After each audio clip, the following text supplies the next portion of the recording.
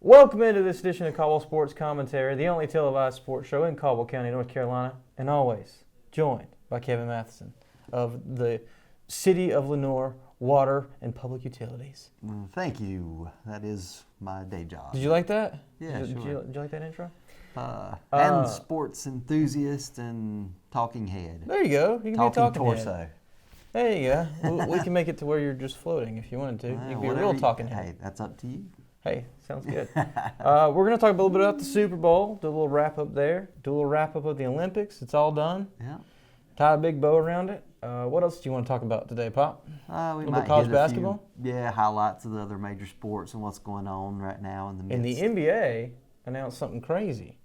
They're the top 75 players of all time because they have 75 years of existing. 75-year anniversary this year for the NBA. So I'd be interested, when I show you the list, I'd be interested to see what you think about I have not seen that. I did saw that they did that today, but I have not looked at it and delved into it. But okay.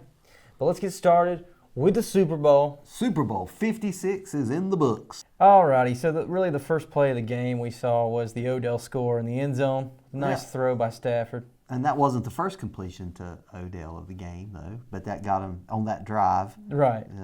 Odell was the primary target. And then this huge play by Jamar Chase. That was the next great play, and that was put them in field goal range and got them 3. Yeah, that duo of Burrow and Jamar Chase has worked very well all year. And then this very nifty play that I was the most impressed with. It's interesting to see Joe Mixon as the quarterback throwing a touchdown pass. I'm wondering why they don't do that more in the offenses. That's probably because most running backs don't have the touch. And then here's the controversial play. What do you think about this one? There's a little push-off there that didn't get called. It's a little face mask that probably should have been called. Yeah, you could call it a face mask or you could call it a push offensive pass interference. Either way, it was both. Right.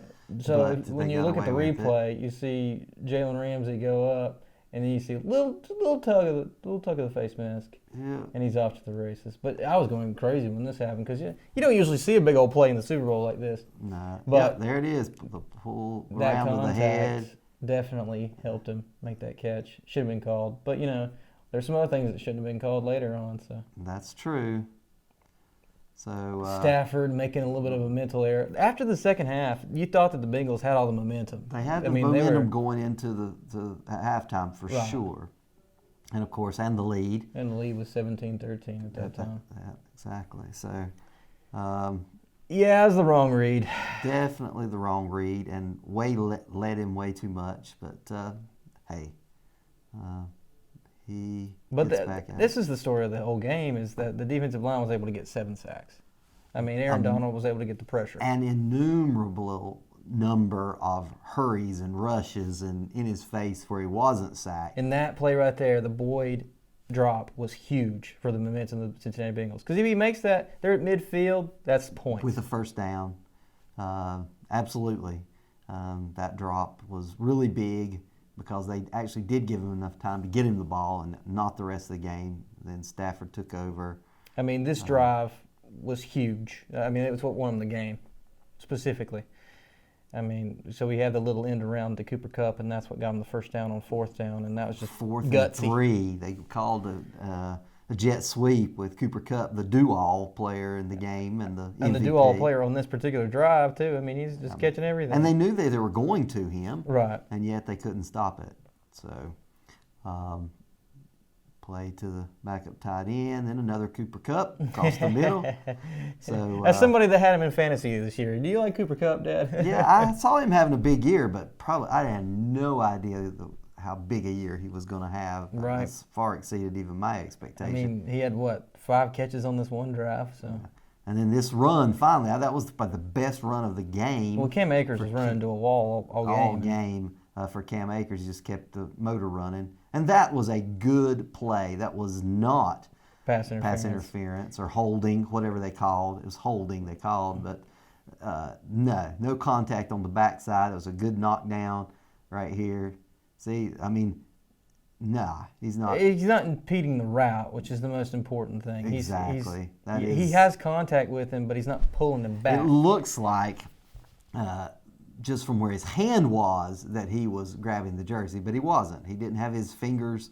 And that one would be the game winner. And the game winner to Cooper Kupp, of course. That just feels like schoolyard kind of football right there. Yeah, well, you throw it to the outside shoulder where nobody else can get it except... and Apple, he did not have himself a good game, this game in particular. But no, he didn't. He didn't get his head around, obviously. And we got, so after a few choice play calls, we ended up with Jamar Chase. A nice little play nice there. Game. You thought, okay, they're going to get in field goal range here. Right. And this one's going to overtime for the second overtime Super Bowl game in history, but no, wasn't to be. They stalled out after right there, Aaron Donald with the pullback. And you saw that was Samaje Perine, which, it should have been Joe Mixon because he was running great all game, and I don't understand why. And then on fourth down, try to get it to Samaje again. Trying to get it to somebody make the play. That was his third read. Not even Samaje Perine was his third kind of safety. Well, Aaron Donald, that was the play of the game right there. So the pressure. Story of the game is Aaron Donald gets his ring. Donald gets his ring, and the Rams defense steps up big. They've made the acquisitions of They made Von Miller and Matthew Stafford and others, and the Rams get their second Super Bowl. First in LA, and a 3-point victory, 23-20. With a Cooper Kupp Super Bowl MVP win. Yeah, Super Bowl MVP. The last time a wide receiver won the MVP, I believe it was Santonio Holmes from the Pittsburgh Steelers, and then Hines Ward right before that won it for the Steelers 2 years before that, but. Not often that a wide receiver wins it. Jerry Rice won it, but yes, he did one time. Among other things in Jerry Rice's illustrious career. Yeah, exactly. But Super Bowl 56.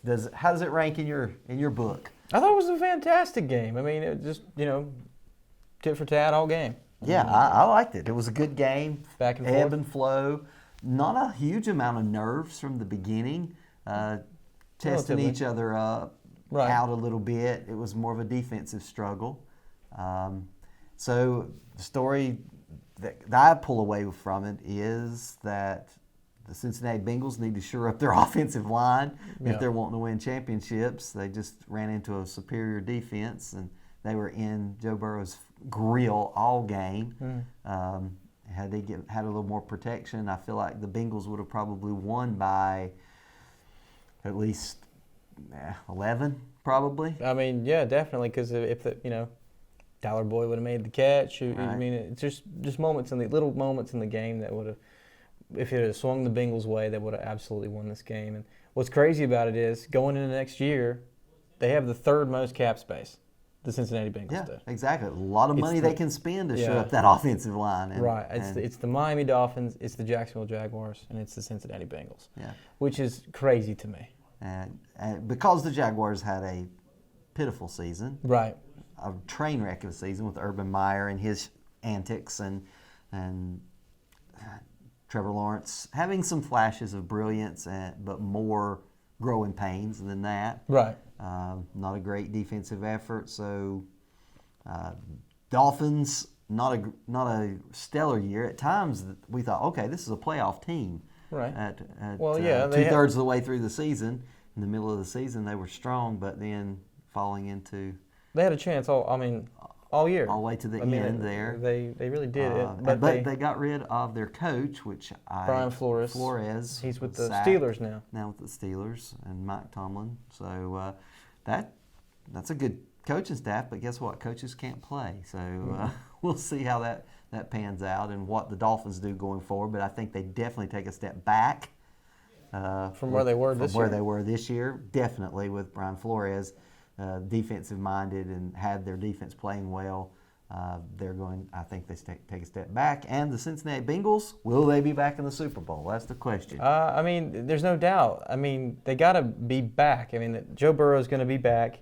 The offense is going to have Jamar Chase and that Joe Burrow connection. And probably the best. If they were to only get one of the wide receivers to walk away, they still got a great receiving core. I was getting ready to say probably the best AFC receiving core. I mean, there's not a whole lot of competition. So And with Joe Burrow, if they can shore up, like I said, the offensive line, keep their defense serviceable, maybe they really need some cornerbacks. That really stood out in them. They've got some good safety play, the Bengals, but the cornerback play, that's probably where they're going to spend some money. Right. Between the cornerbacks and the offensive line, try to get back there this year. Early favorites, way too early, is that the Chiefs win the Super Bowl next year, come back and win it. So if you're betting early and yeah, exactly. Bet against that. But I think the Super Bowl 56, Bengals certainly did nothing to say they didn't belong. They belonged in the Super Bowl and showed they belonged. They had a good chance, led for a decent portion of the second half. And we mentioned the play with the linebacker there with Cooper Kupp on the waist. Holding, that was on third down. Yeah, that was a bad call from the stripes, and that got their arms itchy to keep throwing flags down there. Had two more that were warranted. The other two offensive were very actually warranted. Yeah. The first one wasn't, and gave them the first down there. Not to say that they wouldn't have scored. Even they would have gone for it on fourth down there for sure. Yeah, because they needed 4 points, right? Yep. Yeah, so they would have gone, and they may have gotten a touchdown either way, and it might have been the same kind of play to Cooper Kupp, back shouldered and turn around, and there's the ball and touchdown. So consistent and so good at such a relatively young age. I mean, he's still got some years in him, and he probably will. He was Offensive Player of the Year this year, and it's just great to see. Man, Super Bowl MVP. So you can't do much better than that for a encore. Not for a wide receiver. That's for a wide receiver. So Matt Stafford gets his ring. Yeah, Matt Stafford finally gets his ring. I mean, you got to feel good about that. That's good. That's good for him. Von Miller gets another ring. Odell Beckham gets his ring finally. Yeah, even though he got hurt, we didn't mention that. We saw him getting the first score of the game there. Or MCL, I believe it was MCL. Yeah, MCL. Yeah, it was torn again, and. That's a long road back, so I don't know if he'll come back at this point. He says he will, but what kind of resolve do you have? He's relatively young, so to come back from two potential career-ending injuries in his career. Right. Joe Burrow, comeback player of the year. Just other superlatives. He comeback player of the year. Aaron Rodgers was MVP. He played lights out this year. Defensive MVP? Who was? Have they announced the defensive MVP? Yes, it was T.J. Watt from the Steelers. Okay. So yeah, I mean he definitely. Offensive Rookie of the Year was Jamar Chase, and for Defensive Rookie of the Year it was Micah Parsons from the Dallas Cowboys. Which, if I did nothing else, I called that.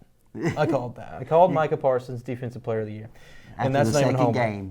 That's not even Homer. No. This was before ever. Check my Twitter. After the second game when we had our show. Right. Oh, there you go. On here. Exactly. It's actually filmed in there. No shout out to other social media or media networks. This is the only televised sports show in Caldwell County. Well, so. Follow the YouTube channel, folks. Yeah, do that.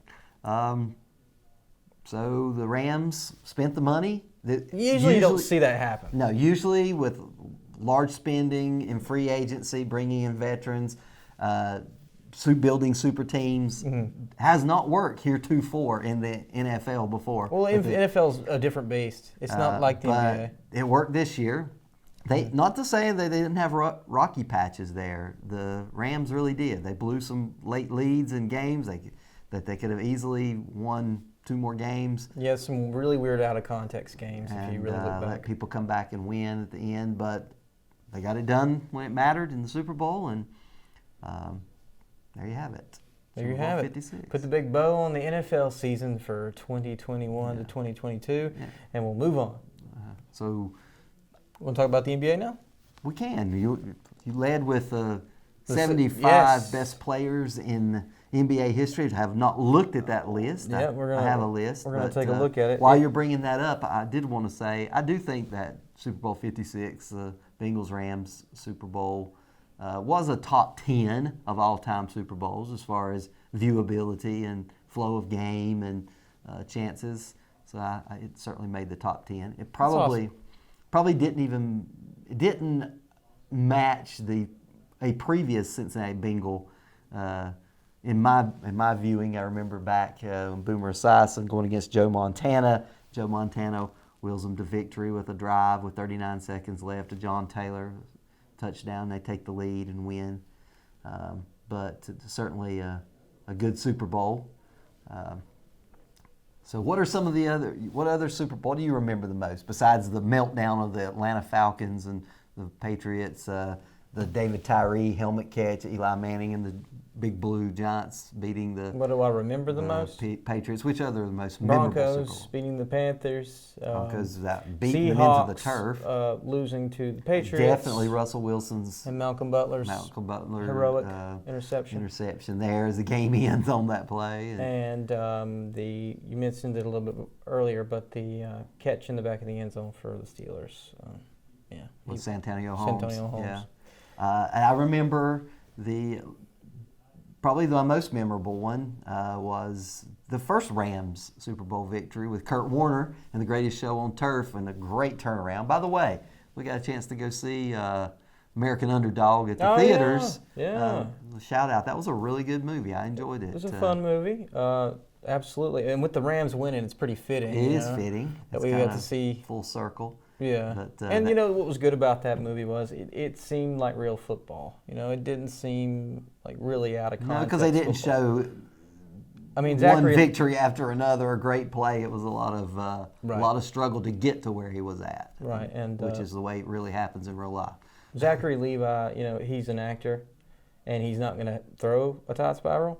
But, he did all right. He was probably the weakest link of all the football scenes.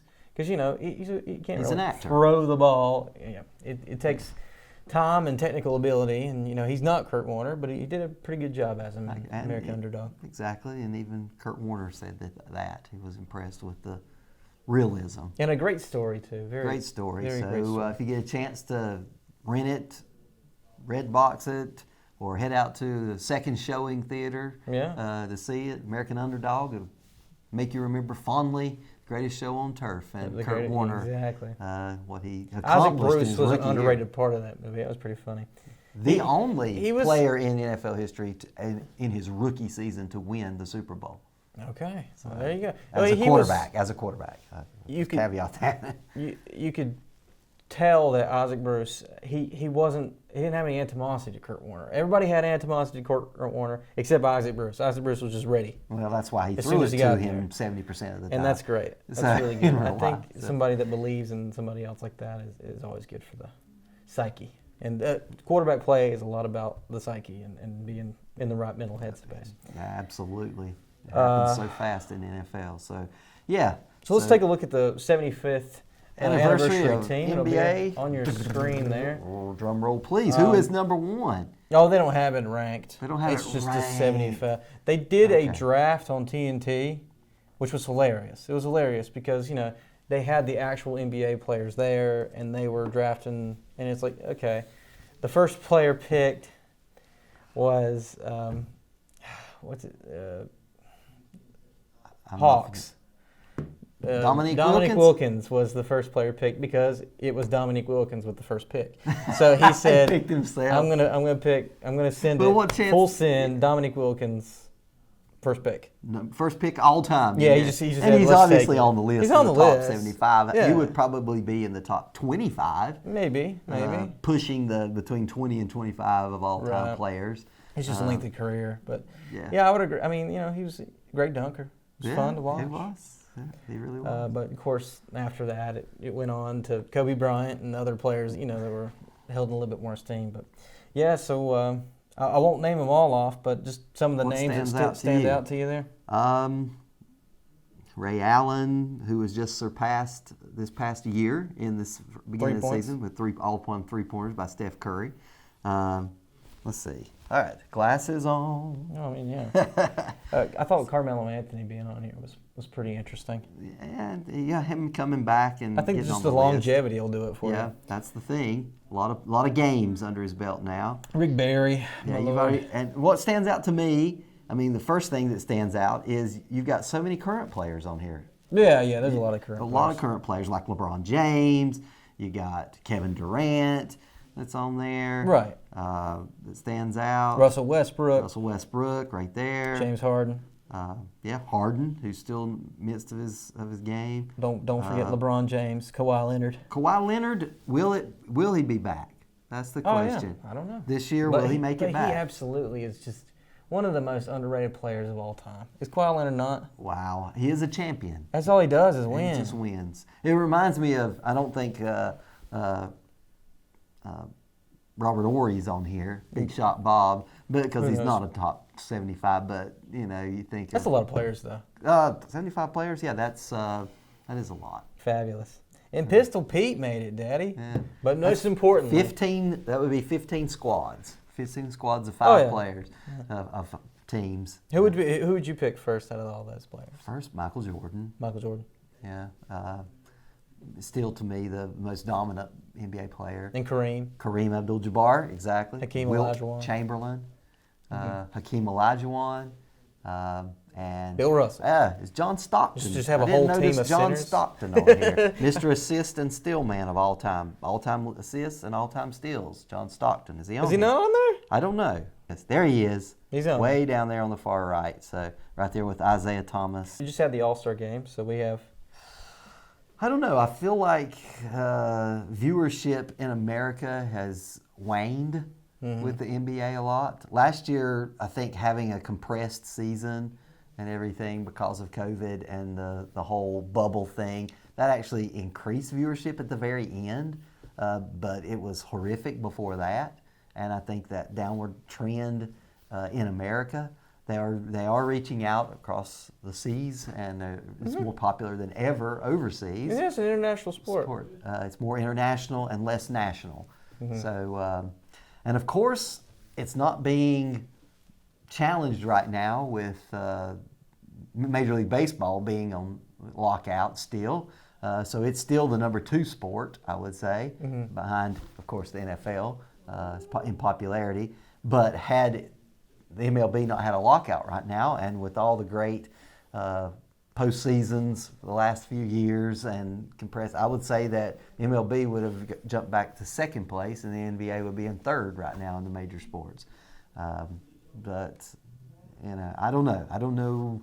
There's a lot of good going on there, but also it's a little bit. I'll be honest, as a basketball purist and loving fundamentals and that kind of thing, it gets a little boring to have the NBA one-on-one play, shoot, not play defense, running up and down the court. Well, defense happens in the not playoffs, ever getting. They don't even know what this is in the NBA anymore. Well, traveling. Yeah, they don't ever call it. I mean, old man yells at cloud. Come on. So, but anyway, not to say that I don't like watching it. Well, yeah, it's great. I mean, see it. And you see great defensive players all the time. I mean, and I will say, the biggest thing that happened in the NBA was the trade. It was James Harden, Ben Simmons, that kind of deal. Yep. We knew that there was going to be a lot of fireworks at the trade deadline because there was more big name players, previous All-Stars, that were thrown out there as moving places, and wasn't probably as many moves as could have been, but certainly James Harden going to the Sixers and Simmons going to the Nets probably stands out as the most noteworthy trade as far as players, but will that translate to being the most important trade for championships? I don't know. We'll have to just wait and see. Probably the health of Kevin Durant and coming back will have more to do with that than anything. But yeah, I think this last stretch here is going to be very entertaining to see how it shakes out and who is the top team. Because with the resurgence of Golden State, honestly, you haven't heard a peep about the Suns, and they are the best basketball team in the NBA, record-wise, statistical-wise. And you haven't heard a peep. And you haven't heard a whole lot about them. I mean, Chris Paul's still captain in the ship. Chris Paul's great, and to see him resurge in his career and be a complimentary player, even though he's always kind of had his team, but it's good to see him mesh with that team and Devin Booker being the superstar that he is. And then to see like DeAndre Ayton and some of the inside guys coming along. Yeah, I mean, they're going to be Suns are a fun team. A formidable force. They made it, of course, to the NBA Finals last year, won the Western Conference. With the resurgence of the Warriors, that'll be fun. It will be. That will be fun. But I'll tell you this. I'll just go on record here. Oh, he's going to make a prediction? That the Los Angeles Lakers will not win the NBA championship there. And I'm quickly already, even though they put a lot of money out there for Russell Westbrook and bringing in some older talent, the mileage on those knees and legs and ankles with Anthony Davis and LeBron James, it's not going to mesh for the Lakers. It will not be what they had hoped when they forked out all that money. Right. So we'll see. Yes, we will. All right. Is there anything else you want to say about the NBA? They had a nice little ceremony for the 75th. Dirk Nowitzki was there. Of course. He was there. That was great for you. He helped call the game on that the All-Star game this year. Steph Curry was MVP of the All-Star game. 50 points or something like that? Yes. Let me ask you about the quote of the three-point champion, Karl Anthony Towns, which was surprising, from the Minnesota Timberwolves, breaking the record for three-point competition shooting. Right. Calling himself the best shooting big man of all time. Do you take exception to that? Child, please. Child, please. What is his three-point percentage? Well, this year it's been 41%, which is very good. Oh, that's amazing. But for his career, he's down in the low 30s. 33. Yeah. Yeah. We'll come back to me later on. Yeah. Let's see what happens to you, buddy. So, of course, that was an affront to Dirk Nowitzki. So it is what it is. He's 7 foot, though. Come on. Yeah. So tall baller. To me, the surprise team of the NBA season so far is the Cleveland Cavaliers. Kevin Love. Who knew? Kevin Love still he's not dead. Playing well, and with the young squad, with Jared Allen and Darius Garland. And cool jerseys, others. By the way. The new ones are pretty nice. I agree. I like the one with the big hat and everything. So they are right now in second or third. They're tied, same record, and I'm not sure what the tiebreaker, who gets it, between them and the, help me out here, Eastern Conference, Heat. Thank you. Miami Heat. They're pretty great. Actually, but Cleveland Cavaliers been playing well, and Heat doing well. Goran Dragic getting re-signed to try to do something. So we'll see. Where did he re-sign with? No, he got traded to the Spurs. The Spurs let him go, so he went to the Nets. Yes. There you go. So more Nets talent if you didn't have enough already. Yeah. So will the Nets unseed the Milwaukee Bucks? What do you think? Once again, I said it earlier in the show.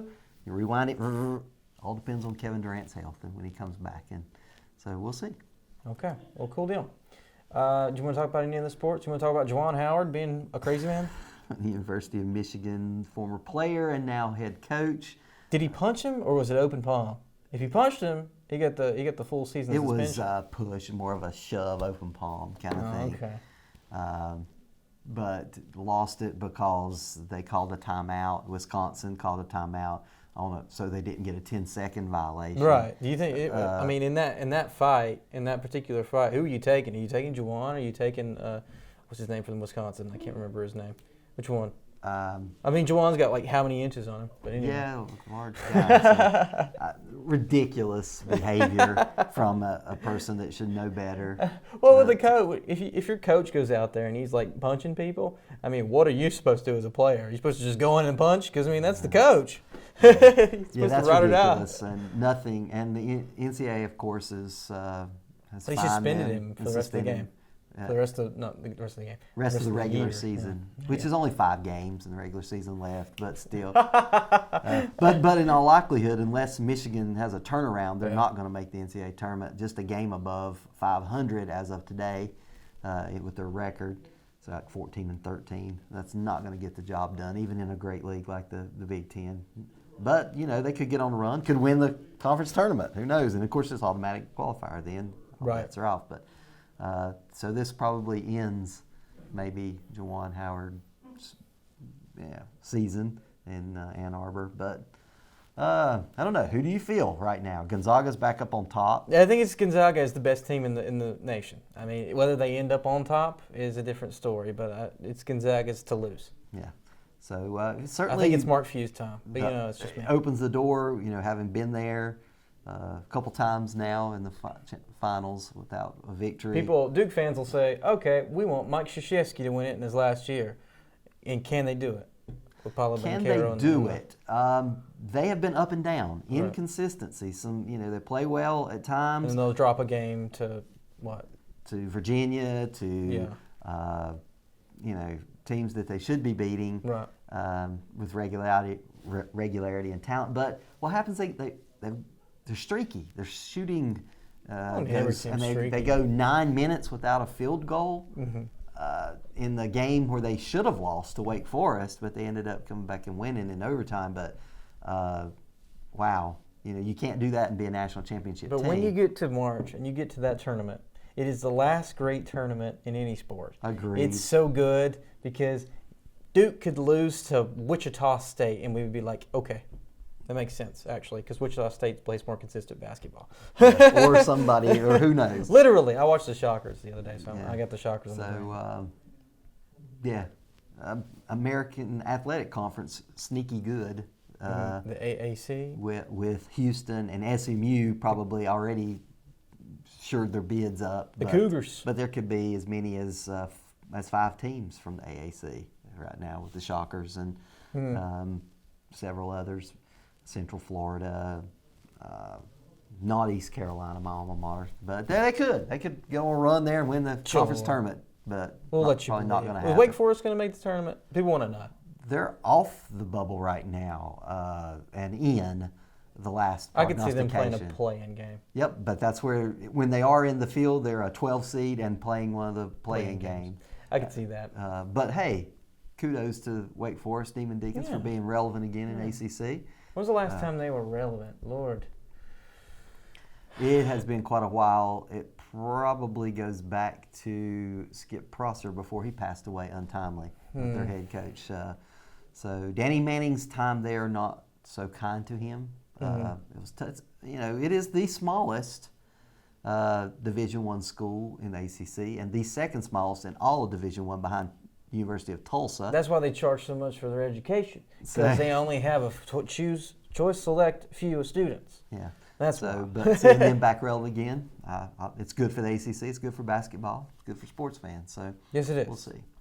No Davidson wild cards this year? Davidson is leading the Atlantic 10. So I feel like they're going to, if they hold seed, they will make it back to the tournament. So. If anybody knows, I work here with Paige Counts, and she told me something that was very appalling. In our local Lenore Walmart Supercenter, the basketball display, where all the drinks are and everything is getting you hot for March Madness, it has the NC State logo up there, and it's got Kevin Keats in a little cutout. I mean, I would think Mike Krzyzewski before Kevin Keats. Yeah, especially in his swan song season. But what Kevin are we doing Keats, here? I'm sorry, NC State will not be dancing State's this awesome. year. I don't want to hate on It's State's not a parade. good season for them. They had an untimely injury early in the year. Their point guard went down, out for the year. That's what I mean. That's what I mean. Like the relevance is not there this year. Achilles heel ruptured, gone for the year. So, didn't have a ton of talent to begin with to make a Cinderella run, but they would have been better than they have been. The record has shown so far, but they're not going to be dancing any more than East Carolina Pirates will be. So there you go. We already talked about Duke. We touched on UNC. UNC is I don't know what they are. They're the most up and down team in the pool. Get I don't blown know what out by Duke. Weren't even in the gymnasium. Except Manic had a great game for him. Transfer from Oklahoma, but wow. I don't know. Right now they're in the tournament. But who knows? They can lose to the worst team, and they can play competitive and beat some of the best. So who knows? We'll see. Any other ones you talk about? Well, did Iowa kind of lose the crown, or what's going on with Iowa? Iowa did, but they've actually won a couple in a row now. They beat Tom Izzo last night. Purdue? At Michigan State. Purdue's back up on top of the Big Ten. So they've kind of righted their ship with some close wins. Wisconsin was good for a while. They'll be in. Big Ten's probably getting at least 7 teams right now. They're predicting. So okay. And what about West Coast? We talk about UCLA. We talk about the Arizona has taken control of the Pac-12 and moved up to number 2 in the country, replacing Auburn, having lost this past week. So, Scott Drew's team from Baylor. Wow, another big injury from their starters. Probably not going to repeat. Will be in the tournament, obviously. They're still in like 3rd place in the Big 12, so definitely in the tournament. Still a top 10 team. Can they win? Yes. Will they win? I think not likely. You know what I think, folks? I think you need to go ahead and put Kentucky right there. I think it's their year. Really? Kentucky. Everybody loves Kentucky. If you know you're why? a Big Blue, do you know why? Why? Because they got so much wonderful young talent, and they're completely not ready for it. So I think they'll win it. They are. They had a really rocky stretches, and they're completely. But that's when they play the best. Is when all the chips are down on Kentucky. It's not the blue chippers that win them the national champions. It's always like, I mean, of course I say that, and then they had AD and John Wall that one year, but. It's just so fun, you though. cannot count them out. That's for sure. Right. They have the talent from blue chip recruits to do that. But honestly, the table is kind of set for someone who's never won it before to win it this year. Maybe it's Gonzaga. It's Gonzaga. All signs point to Gonzaga winning it. But we'll see. We'll see. All right. You want to talk a little bit about the Olympics? Going to put a bow on the Olympics real quick. Yeah, the Olympics, the Winter Olympics that just finished up from Communist China. Yes, Beijing. Beijing. Of course, they had some of their events in Beijing, but most of their events were actually some 50 to 75 miles away in the mountains in the alpine areas of China. Plenty cold in Beijing, though. They had sub-zero temperatures. That's a lot wild of the times during the Olympics. Is it usually that way? I mean, it's just seasonal, I bet, but like... It's very cold. Beijing is in the far north of I don't think people... China, but this is an unseasonably cold winter there. Right. When people think about winter, they don't really think about Beijing, China. No, that's true. That's true. They're thinking, Greenland. They're thinking, Canada, Russia, Siberia, right. Norway, which is a great segue into they won the medal count, Norwegians. Did they? They did in the last Olympiad in Pyongyang. The Norwegians had the most medals. They did in this one. Most golds and the most 37 total medals and 16 gold, which is, you think about it, the Nordic events gets the name because of the Norse, which is in Norway. So there you go. You think that Thor, Loki, and all them, right? Yeah, exactly. Odin and his crew. But Norway did really well. U.S. had a good Olympics, not a great, not a horrific, but somewhere. You'd mentioned that there was a bit of a gender divide there. It seems like the men were underperforming to the women this year for the U.S. Yeah, that was the case as far as the number of medals won. The U.S. Came up with 8 gold medals and 25 total medals. And of those gold medals, 6 of them were females. Yeah. And of the 25 total, I believe, if I'm not mistaken, 17 were female sports.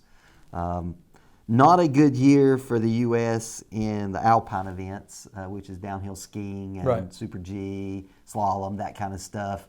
Only 1 medal of silver from, let's see, who was it? Ryan Cochran, Siegel was his name. He won a silver. But yeah, an Olympics they were sequestered off from the rest of Chinese society completely. Right. We're not allowed to go into the city of Beijing anywhere that they have their specific areas. It's just areas. similar to the Japan Olympics, Yeah, in that similar. they were exactly in their own little bubble there. Only competitors, media, and coaches and medical personnel were able to go in. No spectators, except from other, of course, Olympians and coaches and media. But any particular Olympian stand out to you specifically?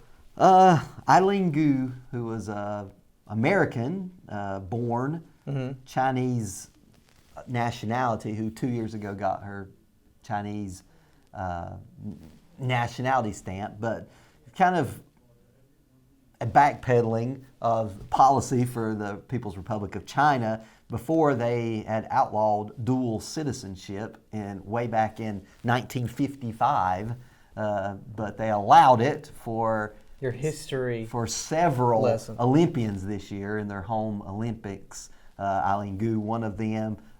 15 participants that were born either in the U.S. or Europe that were on their hockey team that weren't even Chinese until this year to allow for the Olympics. And another snowboarder for China.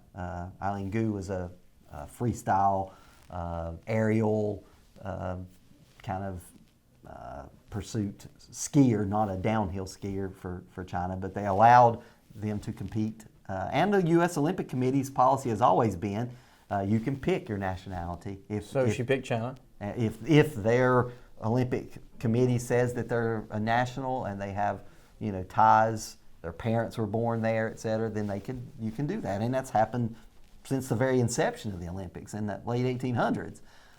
That's been allowed. But it seemed kind of a little sneaky for China to change policy and do that. What did they gain by that? Do you know? They gained some gold medals that they would have several gold medals that they would not have gained otherwise. Never been a strong Winter Olympic nation. Did much better in the summer games, but yeah. Anyway, speed skater won a gold for them as well that would not have otherwise, etc. Any other Olympians that stood out to you? Let's see. Chloe Kim, a snowboarder for the U.S. She's a veritable star in the making. Very young, 18 years old. So still got several Olympics. Stands out.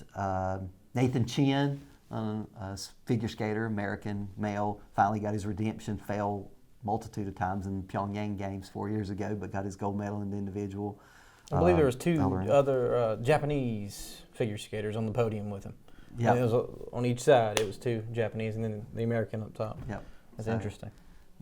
Figure skating is it is kind of the premier marquee sport for the Winter Olympics. Is figure skating. Had a little bit of controversy there from a Russian young lady who was only 15, failed a drug test, but she said it was because she took her grandfather's medication for a cold, flu symptoms, and it contained.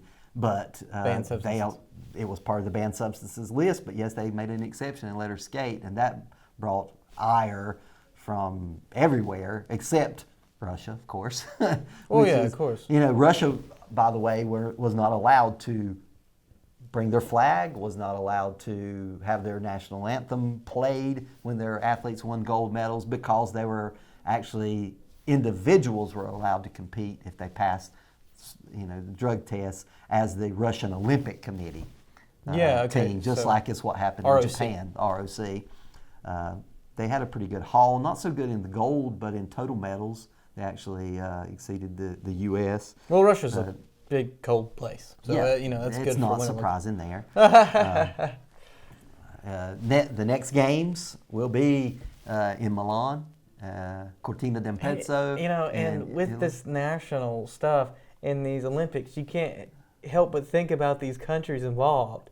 And, we're seeing Russia and Ukraine on the brink of war. Right. And then we're having a discussion about, them competing in a medaled event. It's just kind of weird. It's kind of interesting that the only national leaders that attended the Olympics was Vladimir Putin and the Chinese premier and let's see who else. But there's only 3 national leaders that attended the Olympics, and it was interesting that they showed Vladimir Putin, and he had fallen conveniently asleep or feigning that he was asleep when the Ukrainian delegation was introduced at the opening ceremony. So some political high-handing there, and like you said, between Russia and anytime Ukraine. there's a global event and they're all going to one place, all you can think about is who's the national tension, I guess. Right. And of course, probably Vladimir Putin, not saying I can't even begin to be in his mind and his thinking of what he's doing, but waiting till the Olympics was over before they actually invaded some of the eastern parts of Ukraine, which they have already done today. Goodness. So. Well, I mean, you come to escape the realities of the world. Exactly. We're talking about sports commentary. But anyway, the Olympics are supposed to put that to rest, and sportsmanship and solidarity, etc., to compete in a game. So some good performances there. I enjoyed some things there, but a lot of tensions. A lot of tensions. Yep. So did you want to mention anything else before we say goodbye? I think we've covered it. Hockey's still going on, but nothing's really changed on that front. Hurricanes second in the Metropolitan Division now, solidly in top 3 in the Eastern Conference. They had their All-Star game.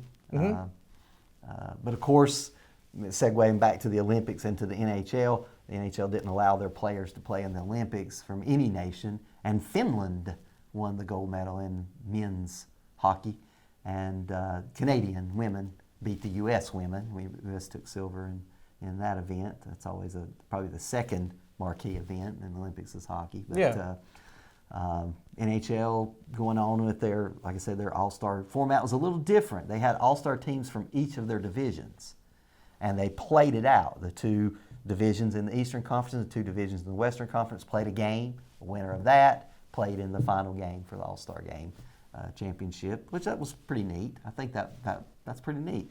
Think about how that would work out in the NBA. It would work pretty well if they did that. So maybe they'll take that cue. The All-Star game for the NBA, I don't know. It's always just a score fest, and you never know who's going to win. And Steph Curry, of course, did. But now having picked captains and then they picked players, they tried that, and now they tried Eastern Conference and stuff. Maybe they'll have the NHL format and do it by conferences, All-Star teams, and playing out a little tournament. That'd be kind of neat. It would be interesting. Just on the baseball front, everything's still at a standstill. Standstill, nothing left to report here. Nothing to see here. Well, I mean, there's that, but your Hickory Crawdads are still going on as planned. They start in April. Just letting y'all know if you want to go see a baseball game. All right. They're still going on as planned. Wow, I have not heard that. That's good news. Starting in April. Last year it was up in May before they started because of the pandemic, but this year they're planning on starting in April. Well, good to go. All right, well, so baseball on the local level. All right. Well, thanks for joining me, Pop. Yeah, it's always. It's fun talking about sports. We'll come back again, and I'm sure we'll say some things that are head-turning and other people think they don't know what they're talking about. Oh, we don't know what we're talking about. But that's why you watch Caldwell Sports Commentary. We'll see you next time.